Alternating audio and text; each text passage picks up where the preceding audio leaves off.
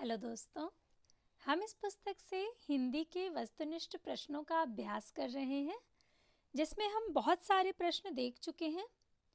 हिंदी साहित्य के इतिहास संबंधी आदिकाल, भक्तिकाल, रीतिकाल, आधुनिक काल और उसके बाद हिंदी गद्य साहित्य के इतिहास संबंधी सभी प्रश्न और नाटक व एकांकी के उपन्यास, कहानी, निबंध, इन सभी के वस्तुनिष्ठ प्रश्नों का अभ्यास हम कर चुके हैं।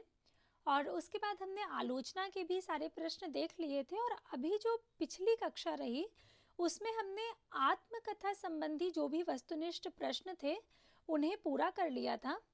अब जो अगली विधा शुरू होगी, अगली विधा की जो शुरुआत होगी वो जीवनी है। तो अब हम जो प्रश्न देखेंगे वे जीवनी के वस्तुनिष्ठ प्रश्न देखेंगे। और अगर आप लोगों ने अभी तक पिछले प्रश्नों का अभ्यास नहीं किया है तो आप प्लेलिस्ट के माध्यम से पिछले सभी प्रश्नों का अभ्यास करके अपनी तैयारी को बेहतर बना सकते हैं, क्योंकि हम ऐसा प्रयास करते हैं कि अभ्यास के दौरान जो भी चीज़ें आपको याद कराई जा सकती हैं उन्हें याद कराया जाए और जो कुछ भी समझाने योग्य है उसे समझाकर तब प्रश्न को हल कराया जाए। प्लेलिस्ट का लिंक आपको डिस्क्रिप्शन बॉक्स में मिल जाएगा। विधा के अनुसार अर्थात शीर्षक के अनुसार अलग अलग प्लेलिस्ट बना दी गई है। जैसे निबंध की अलग है, आलोचना की अलग है, आधुनिक काल के सभी जो प्रश्न हैं उनकी अलग है। इस तरह से अलग अलग प्लेलिस्ट बनी हुई है। आप उसके माध्यम से अपनी तैयारी कर सकते हैं, अपना अभ्यास कर सकते हैं। और आप किसी भी ऐसे एग्ज़ाम की तैयारी कर रहे हो जिसमें हिंदी विषय से प्रश्न पूछे जाते हैं तो ये सभी प्रश्न आपके लिए बहुत महत्वपूर्ण हैं अभ्यास के लिए। अब हम जहाँ तक देख चुके थे अर्थात आत्मकथा संबंधी सारे प्रश्न हो गए थे। अब हमें शुरुआत करनी है जीवनी। अब जो अगली विधा है वो है जीवनी और हम जीवनी की शुरुआत करेंगे। जीवनी के जो वस्तुनिष्ठ प्रश्न हैं उनकी। तो सबसे पहले जीवनी है क्या, आत्मकथा क्या होती है और जीवनी क्या है, दोनों में क्या अंतर है। तो आत्मकथा वो होती है जिसे लेखक या कवि, जो लेखक होता है वो खुद लिखता है। जब खुद लिखी जाती है अपने जीवन की जो भी घटनाएं हैं उनको जब खुद से लिखा जाता है तो वो आत्मकथा कहलाती है। और जब हमारे जीवन के बारे में कोई और लिखे तो वो जीवनी हो जाती है। ऐसे जब कोई प्रसिद्ध व्यक्ति के विषय में कोई लेखक लिखता है तो वो जीवनी कहलाती है। तो एक ऐसी साहित्यिक विधा जिसमें किसी व्यक्ति विशेष के जीवन की कथा किसी अन्य लेखक के द्वारा तटस्थ भाव से प्रस्तुत की जाती है तो वो जीवनी कहलाती है। अर्थात जब कोई विशेष व्यक्ति होता है और उस विशेष व्यक्ति के बारे में कोई लेखक लिखता है, उसके जीवन के बारे में लिखता है तो वो जीवनी कहलाती है। और जब वो लेखक खुद के बारे में लिखता है तब वो आत्मकथा कहलाती है, जब वो स्वयं अपने जीवन के बारे में लिखता है। ये नाम से ही स्पष्ट होता है, आत्मकथा अर्थात अपनी कथा स्वयं लिखना और जीवनी किसी दूसरे के बारे में लिखी जाती है। यहाँ पर हिंदी की कुछ जो प्रमुख जीवनियाँ और जीवनीकार हैं वे दिए गए हैं। सबसे पहले गोपाल शर्मा शास्त्री जी की जीवनी। गोपाल शर्मा शास्त्री जी ने जीवनी लिखी दयानंद दिग्विजय, जो कि 1881 ईस्वी में प्रकाशित हुई थी। इन्हें पहला जीवनीकार भी माना जाता है। कुछ लोगों की मान्यता है कि गोपाल शर्मा शास्त्री जी ये पहले जीवनीकार थे और इन्होंने जीवनी कौन सी लिखी है, दयानंद दिग्विजय। इसी तरह से बाबू राधा कृष्ण दास जी ने भारतेंदु बाबू हरिश्चंद्र का जीवन चरित्र लिखा, जो कि 1904 ईस्वी में प्रकाशित हुई। शिवनंदन जी ने हरिश्चंद्र नाम से लिखा 1905 ईस्वी में। और आचार्य रामचंद्र शुक्ल जी ने 1913 ईस्वी में बाबू राधा कृष्ण दास नाम से जीवनी लिखी थी। ये जो राधा कृष्ण दास जी थे जिन्होंने भारतेंदु बाबू हरिश्चंद्र का जीवन चरित्र लिखा है, ये इनके फुफेरे भाई थे। और इन पर अर्थात राधा कृष्ण दास पर जीवनी किसने लिखी, आचार्य रामचंद्र शुक्ल जी ने 1913 ईस्वी में। तो ये कुछ बहुत महत्वपूर्ण जो आरंभिक जीवनियाँ थी उनके नाम यहाँ पर थे। अब हम प्रश्नों पर आते हैं। अभी हम समझ गए हैं कि जीवनी किसे कहते हैं और कुछ महत्वपूर्ण जीवनियाँ हमने देख ली हैं। अब जो जीवनी संबंधी वस्तुनिष्ठ प्रश्न हैं उन्हें देखेंगे। सबसे पहला प्रश्न है कि निम्नलिखित में से किस रचना और उसकी विधा का नाम सही नहीं है। यहाँ पर 4 विकल्प दिए गए हैं, इनमें से कोई एक विधा गलत लिखी हुई है। ऋण जल, धन जल, रिपोर्ताज, ये सही है। ऋण जल, धन जल, ये रिपोर्ताज है। किसका है? ये अगर आप तैयारी कर रहे हैं असिस्टेंट प्रोफेसर की, तो उसमें ये पाठ्यक्रम में लगा हुआ है। ऋण जल, धन जल, ये रिपोर्टाज है फणीश्वरनाथ रेणु जी का। क्या भूलूं क्या याद करूं आत्मकथा है हरिवंश राय बच्चन जी की। अभी इसके पहले हमने आत्मकथा के ही प्रश्न देखे हैं, तो अगर आप जुड़े हुए हैं और निरंतर कक्षा ले रहे हैं तो ये तो आपको बहुत अच्छे से याद होगा कि क्या भूलूं क्या याद करूं, नीड़ का निर्माण फिर, बसेरे से दूर और 10 द्वार से सोपान तक, ये आत्मकथा है हरिवंश राय बच्चन जी की। आवारा मसीहा जीवनी है, ये विष्णु प्रभाकर जी ने लिखी है। और जूठन संस्मरण, तो ये गलत है। जूठन जो है वो संस्मरण नहीं है, जूठन आत्मकथा है ओम प्रकाश वाल्मीकि जी की, तो ये गलत है, इसलिए ये सही होगा।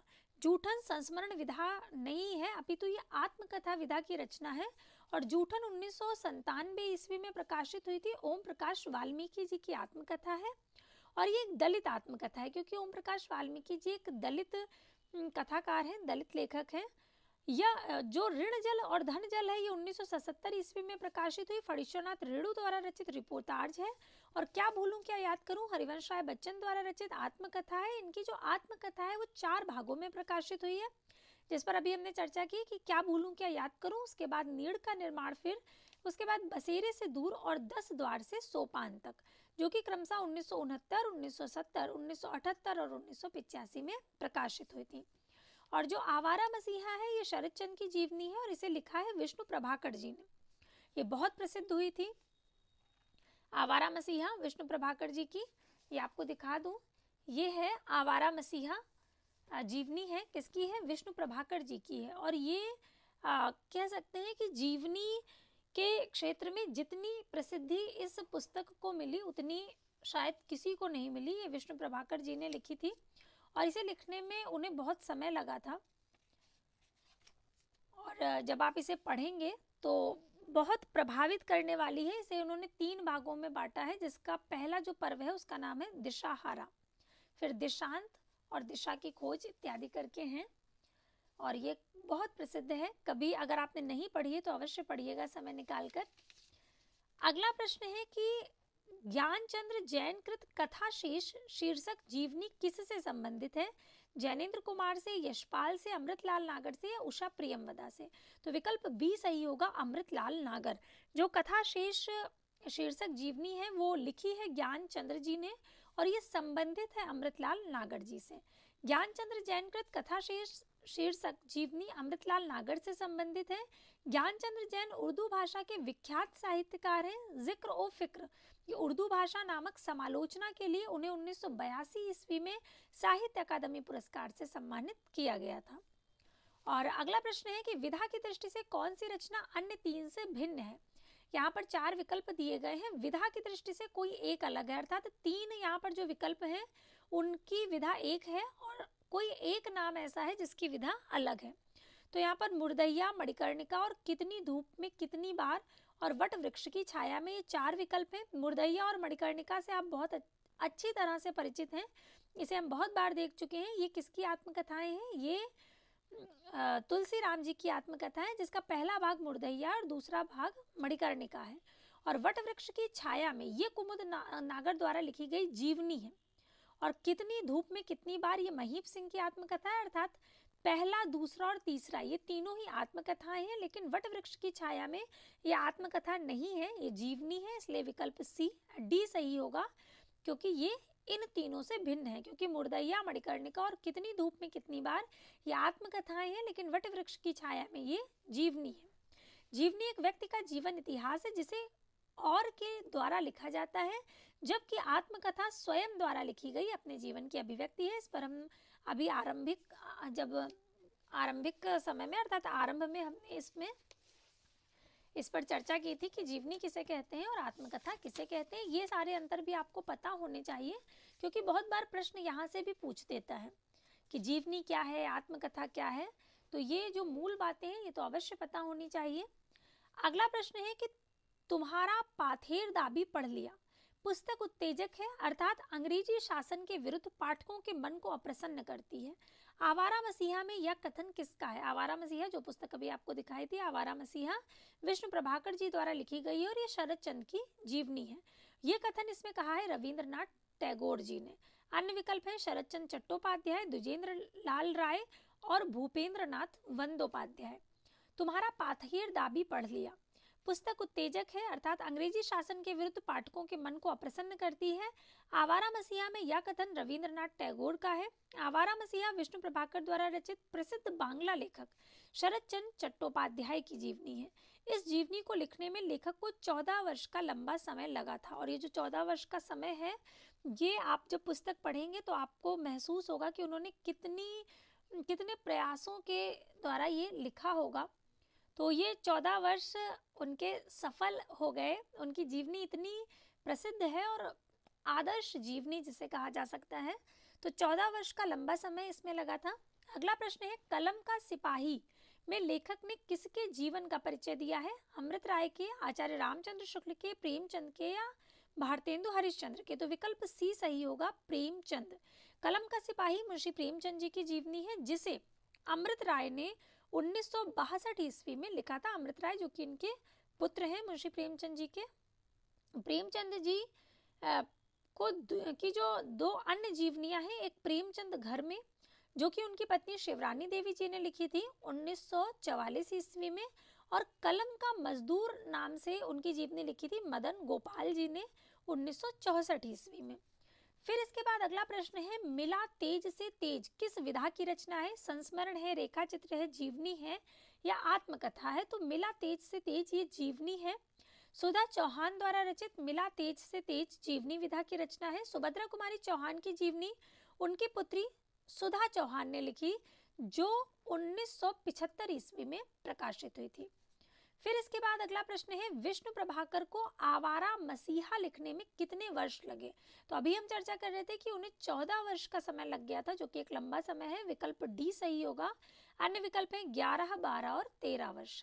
आवारा मसीहा विष्णु प्रभाकर द्वारा रचित प्रसिद्ध बांग्ला लेखक शरद चंद्र चट्टोपाध्याय की जीवनी है और इस कृति को लिखने में 14 वर्ष का समय लगा था और इसका जो प्रथम प्रकाशन है ये मार्च 1974 ईस्वी में हुआ था। फिर अगला प्रश्न है कि व्योमकेश दरवेश इनमें से किसकी जीवनी है? नंदुलारे वाजपेयी की, रामविलास शर्मा की, हजारी प्रसाद द्विवेदी की या फणीश्वरनाथ रेणु जी की? तो विकल्प सी सही होगा, हजारी प्रसाद द्विवेदी जी की। व्योमकेश दरवेश हजारी प्रसाद द्विवेदी की जीवनी है। इनके जो रचनाकार हैं वे हिंदी के वरिष्ठ आलोचक डॉक्टर विश्वनाथ त्रिपाठी हैं।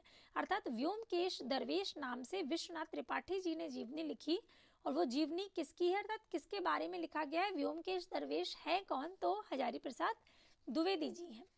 फिर अगला प्रश्न है कि विष्णु प्रभाकर कृत आवारा मसीहा किस गद्य विधा की रचना है? तो अभी हमने देखा ये शरद चंद्र जी की जीवनी है जिसे विष्णु प्रभाकर जी ने लिखा है। विकल्प बी सही होगा। अन्य विकल्प है आत्मकथा, यात्रा वृत्तांत और रिपोर्टाज। आवारा मसीहा विष्णु प्रभाकर द्वारा रचित प्रसिद्ध बांग्ला लेखक शरद चंद्र चट्टोपाध्याय की जीवनी है और विष्णु प्रभाकर की जो प्रमुख कृतियां हैं, उपन्यास उनके ढलती रात, स्वप्नमयी, अर्धनारीश्वर, धरती अब भी घूम रही और क्षमादान। और इनके नाटक हैं हत्या के बाद, डॉक्टर, प्रकाश और परछाइयां, अब और नहीं और टूटते परिवेश। कहानी संग्रह इनके संघर्ष के बाद, मेरा वतन, खिलौने, आदि और अंत। आत्मकथा की बात करें तो 3 भागों में इनकी आत्मकथा प्रकाशित हुई थी। पंखहीन मुक्त गगन में पंछी उड़ गया, इसको हमने ऐसे याद किया था कि पंखहीन जो पक्षी है वो मुक्त गगन में उड़ गया और प्रभाकर के समय पंखहीन मुक्त गगन में पंछी उड़ गया, विष्णु प्रभाकर। ये हमने पिछली कक्षाएं जो हमारी रही है आत्मकथा उनमें देखा था। अब अगला प्रश्न है कि किस विकल्प में रचना और उसमें वर्णित चरित्र नायक असंगत है, अर्थात इनमें से कौन सा सही नहीं है? तो महामानव महापंडित मदन मोहन मालवीय ये गलत है, इसलिए विकल्प बी सही होगा। अन्य स्मृति के झरोखे से भारत भूषण अग्रवाल सही है। वटवृक्ष की छाया में अमृतलाल नागर जी का, ये भी सही है। और मरुभूमिका व मेघ घनश्याम दास बिड़ला, ये भी सही है। महामानव महापंडित यह कृति हिंदी साहित्य के अप्रतिम क्रांतिधर्मी रचनाकार राहुल सांकृत्यायन के व्यक्तित्व और कृतित्व पर केंद्रित है। इसके रचनाकार इनकी जो रचनाकार है वे कमला सांकृत्यायन है और स्मृति के झरोके से भारत भूषण अग्रवाल की संस्मरणात्मक जीवनी है, जिसकी रचना उनकी पत्नी बिंदु अग्रवाल ने की थी। और मरुभूमि का व मेघ ये रामनिवास जाजू द्वारा रचित प्रसिद्ध ग्रंथ है, जिसमें घनश्याम दास बिड़ला के व्यक्तित्व पर प्रकाश डाला गया है। और वट वृक्ष की छाया में कुमुद नागर की रचना है, जो उन्होंने अपने पिता अमृतलाल नागर की जीवन कथा के रूप में लिखी। फिर अगले प्रश्न पर आते हैं। अगला प्रश्न है कि आवारा मसीहा इनमें से किस साहित्यकार की जीवनी है? तो आवारा मसीहा जीवनी है शरद चंद्र चट्टोपाध्याय जी की, जिसे लिखा है विष्णु प्रभाकर जी ने। तो यहाँ पर विकल्प सी सही होगा। अन्य विकल्प है रविंद्रनाथ ठाकुर, बंकिम चंद्र चटर्जी और नागार्जुन। तो विष्णु प्रभाकर कृत आवारा मसीहा जीवनी में बांग्ला साहित्यकार शरद चंद्र चटर्जी की जीवनी का वर्णन है और सन 1974 में लिखित यह जीवनी दिशाहारा, दिशा की खोज और दिशांत नामक 3 भागों में विभक्त है। अभी आपको बताया था कि इसके 3 भाग हैं और 3 भागों के नाम है दिशाहारा, दिशा की खोज और दिशांत। फिर अगला प्रश्न है कलम का सिपाही का लेखक कौन है? तो कलम का सिपाही ये अमृत राय जी की है। अमृत राय ये मुंशी प्रेमचंद जी के पुत्र हैं। देखिए कितनी परीक्षाओं में ये प्रश्न पूछा गया है कलम का सिपाही, क्योंकि ये बहुत प्रसिद्ध जीवनी है। अमृत राय जी ने लिखी है अपने पिताजी पर, प्रेमचंद जी पर। अन्य विकल्प है प्रेमचंद, रामविलास शर्मा और शिवरानी देवी। इसमें हम बहुत भ्रमित हो जाते हैं, बहुत बार कलम का सिपाही का लेखक पूछा गया तो अमृत राय बताना है और विकल्प में प्रेमचंद देता जरूर है, क्योंकि उसे तो भ्रमित करना ही है। तो इस चीज पर ध्यान रखिएगा कि कलम का सिपाही उसमें जीवनी जरूर मुंशी प्रेमचंद जी की है, लेकिन उसके लेखक अमृत राय जी हैं। तो कलम का सिपाही प्रेमचंद की जीवनी है, जिसे उनके पुत्र अमृत राय ने लिखा। शिवरानी देवी जो कि मुंशी प्रेमचंद जी की पत्नी है, जिन्होंने प्रेमचंद घर में नाम से प्रेमचंद जी की जीवनी लिखी। और मदन गोपाल ने कलम का मजदूर नाम से प्रेमचंद जी की जीवनी लिखी है। रामविलास शर्मा द्वारा लिखित जो जीवनी है वे मार्क्स, त्रोत्स्की और एशियाई समाज, निराला की साहित्य साधना, निराला की साहित्य साधना जो कि 3 भागों में प्रकाशित हुई थी और इसके प्रकाशन वर्ष भी हमने याद किए थे। तो ये भी बहुत प्रसिद्ध है इनकी निराला की साहित्य साधना। फिर इसके बाद अगला प्रश्न है कि इनमें से कौन सा लेखक जीवनी लेखक नहीं है? 4 विकल्प दिए गए हैं, इनमें से कौन एक है जिसने जीवनी नहीं लिखी है? तो आगे विकल्प बी सही होगा।